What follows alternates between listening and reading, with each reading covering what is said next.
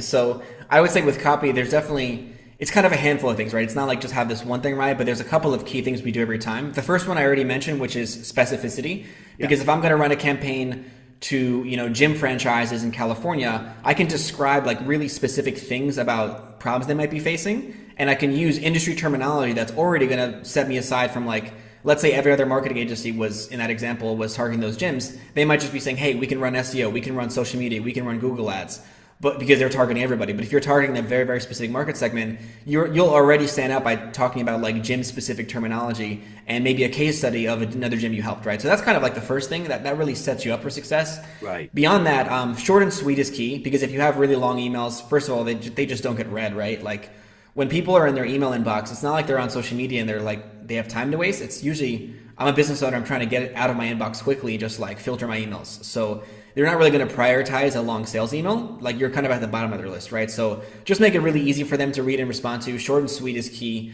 And like you said, hey, if I get a lot of emails from similar services, you're like, why am I going to respond to your message? What's going to make you catch my attention, right?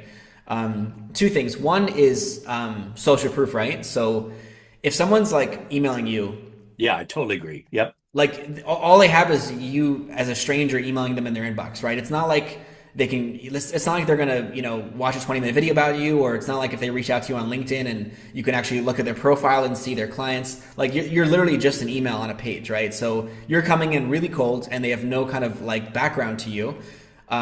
So you have to really make the case for, why should I believe you? Like every marketer is going to promise the same claims when they, reach out to your potential clients. Everyone's going to say, oh, we can grow your business, or we can save you money, or save you time, or increase efficiency, blah, blah, blah, blah. So most of your competitors are making the same claim. So everyone's always skeptical, like, okay, I've heard this before, but why should I believe you? So case study, social proof, that could be big name clients you've worked with. If you don't have those, it's fine. It could also be the number of clients you work with. Like, I'll give you an example. So I'll give you like a couple of bullet points that I would say if I was pitching my services in an outbound agency. I would say I've been doing outbound lead generation for 12 years. I would say we've run over 600 campaigns. We've helped over 400 clients. We've worked with dozens of B2B niches. We've worked with brands like Instantly and Clay. So that's like 5 different types of social proof, right? I mentioned like an aggregate number of clients we've helped. I've mentioned like experience and like years in the game. I've mentioned big name clients. So you can kind of like work with whatever social proof you have, but you have to have some sort of like some sort of line to address the why should I believe you?